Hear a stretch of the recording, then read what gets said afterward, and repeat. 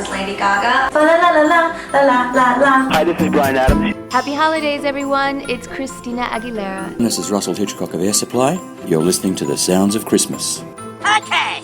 Hi, I'm Ken Kessler, and welcome to the Sounds of Christmas podcast. If you're new to this podcast, I want to start by saying thanks for joining us. If you're not new, welcome back. Either way, I'm glad you're here. Now, to avoid any confusion, I want to start off by saying there won't be any music played here. This is a place for conversation. I'll talk about Christmas music and some related topics, sometimes by myself and sometimes with guests. If you're looking for music, just go to soundsofchristmas.com and click on the tree or the player on the front page or on the Listen Now page. We play the best variety of Christmas music all year long. Well, except in October, when we play the best variety of Halloween music. On a recent episode focusing on when I believed artists should release Christmas music, I mentioned recent releases from Christina Aguilera, Bryan Adams, and Lady Gaga. And I mentioned that I felt all three of those were released too late in the season to get much, if any, traction, either on traditional radio or even on playlists curated by fans of either Christmas music or these particular artists, or both. While I still believe that, some seem to think I meant something else, something disparaging about these releases, or the artists themselves, and that's most definitely not the case. Lady Gaga released a cover of Santa Claus is Coming to Town on December 16, 2024. It came as a surprise to most of us, but not an unpleasant or unwelcome one. She gave us a fun version of this song, which I like, and played shortly after it's released, and again this past season too. I was actually hoping we'd get more this year, maybe an EP, a whole album, or at least another single. That didn't happen, of course, but there's always next year. By the way, her 2008 single, Christmas Tree, was also released on December 16th. Her 2011 EP, A Very Gaga Holiday, came out a little earlier on November 22nd.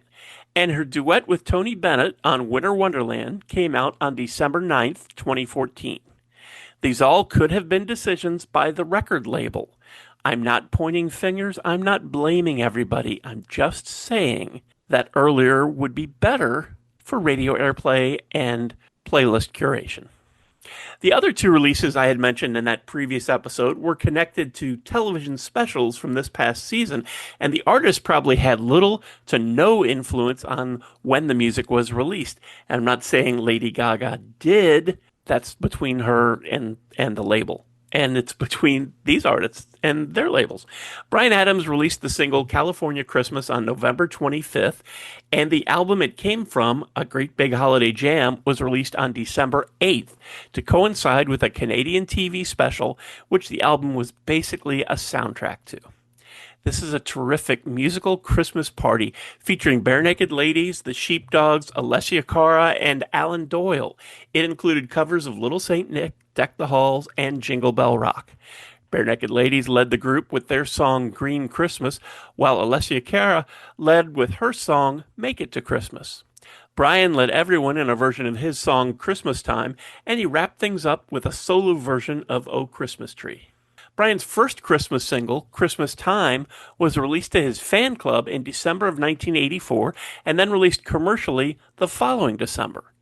He did something similar with his song Merry Christmas, sending it out to his fan club in 2010 and then releasing a different version the following year in the latter half of November.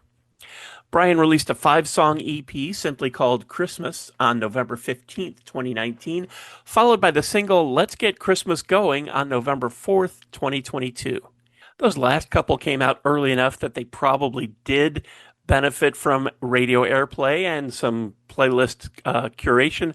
Christmas Time, released back in the 80s, got radio airplay as well, but the world was a different place back then, and we're talking 40 years ago. Finally, there's Christina Aguilera. She released her cover of My Favorite Things on November 25th, just ahead of her album Christmas in Paris, which came out December 14th, a few days after her release of the second single from that album, Someday at Christmas.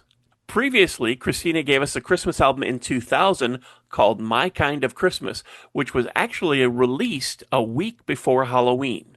Several songs from that album are revisited on this new one, including Have Yourself a Merry Little Christmas and the Christmas Song. Christmas in Paris also includes Little Drummer Girl with Sheila E., Rockin' Around the Christmas Tree, and Let It Snow. And while not Christmas songs, it also includes live versions of her hits Genie in a Bottle and Lady Marmalade, which was no doubt a gift to her fans. My only issue with any of these releases, if that's even what it is, had to do with when this music was released. I like all three of these artists and all of their Christmas releases, along with many others that were also released in that window that I just feel is too late for Christmas music. Too late for real consideration for radio airplay, and too late for real consideration for inclusion on streaming playlists. Not all, certainly, but a lot. I only wanted to revisit this so I could make sure that everybody understood that I have nothing against these artists, and I actually really like the Christmas music that they've released. I play tracks from all of these releases on the Sounds of Christmas. And just in case they came out too late for you, I wanted to make sure you knew a little bit more about them.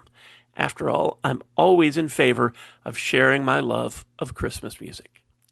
Thanks so much for listening, helping me share some Christmas spirit, and for continuing to support the Sounds of Christmas station and podcast. I already told you how to listen to the station, and you're listening to the podcast now, so my work here is just about done. All of our episodes are available on the Sounds of Christmas website. Just click the podcast tab. And we also have a Linktree page that lists most, if not all, of the sites that stream the Sounds of Christmas podcast. And I'll put a link to that down in the show notes, and you can click on that, go on over, find your favorite site, click on it, and then subscribe, and you'll never miss another episode. If you have comments or suggestions on this episode, previous episodes, or the Sounds of Christmas station, feel free to reach out to me on social media or through the website. Thanks again, and may you always believe in Santa Claus.